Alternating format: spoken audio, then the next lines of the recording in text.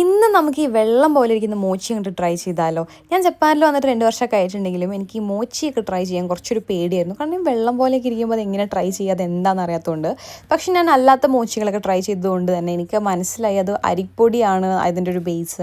അപ്പോൾ അത് ടേസ്റ്റ് ഉണ്ടായിരുന്നു. അത് മാത്രമല്ല എൻ്റെ കൂടെ വർക്ക് ചെയ്യുന്ന ജപ്പാൻകാരൊക്കെ എന്നോട് കുറേ സജസ്റ്റ് ചെയ്തിട്ട് ഞാൻ അങ്ങനെ കുറേ കഴിച്ച് നോക്കിയപ്പോൾ എനിക്ക് ഇഷ്ടപ്പെട്ടു. പക്ഷേ ഇത് ഞാൻ ഒരെണ്ണേ കഴിച്ചുള്ളൂ. ഈ പ്ലെയിൻ ആയിട്ടുള്ളത് കഴിച്ചപ്പോൾ എനിക്കത് അത്രയ്ക്ക് അങ്ങോട്ട് ഇഷ്ടമായിട്ടില്ല. എന്നാലും വലിയ കുഴപ്പമില്ല എന്നുള്ള രീതിക്ക് ഞാൻ കഴിച്ചിട്ടുണ്ടായിരുന്നത്. പിന്നെ ഞാൻ ഇതൊരു വറുത്ത അരിപ്പൊടി അതിന് മുകളിൽ കൂടെ ഇട്ടത് പോലെ ഉണ്ട് കേട്ടോ, നല്ല ടേസ്റ്റ് ഉണ്ട്. അപ്പോൾ അതിട്ടിട്ട് കഴിച്ചപ്പോൾ എനിക്ക് കുറച്ചും കൂടെ അങ്ങോട്ട് ഇഷ്ടമായി. പക്ഷെ എന്നാലും ഞാൻ ഒരുപാടൊന്നും കഴിച്ചില്ല കേട്ടോ. അപ്പോൾ നിങ്ങൾക്ക് ജസ്റ്റ് ഒന്ന് ട്രൈ ചെയ്യണം. ജപ്പാനത്തെ വാട്ടർ മോച്ചി എങ്ങനെയാണെന്ന് അറിയണം എന്നുണ്ടെങ്കിൽ നിങ്ങൾക്കൊരു 1 ടൈമൊക്കെ ആയിട്ട് ട്രൈ ചെയ്യാവുന്നേ ഉള്ളൂ. അല്ലാണ്ട് ഞാൻ ഇത് സജസ്റ്റ് ചെയ്യില്ല.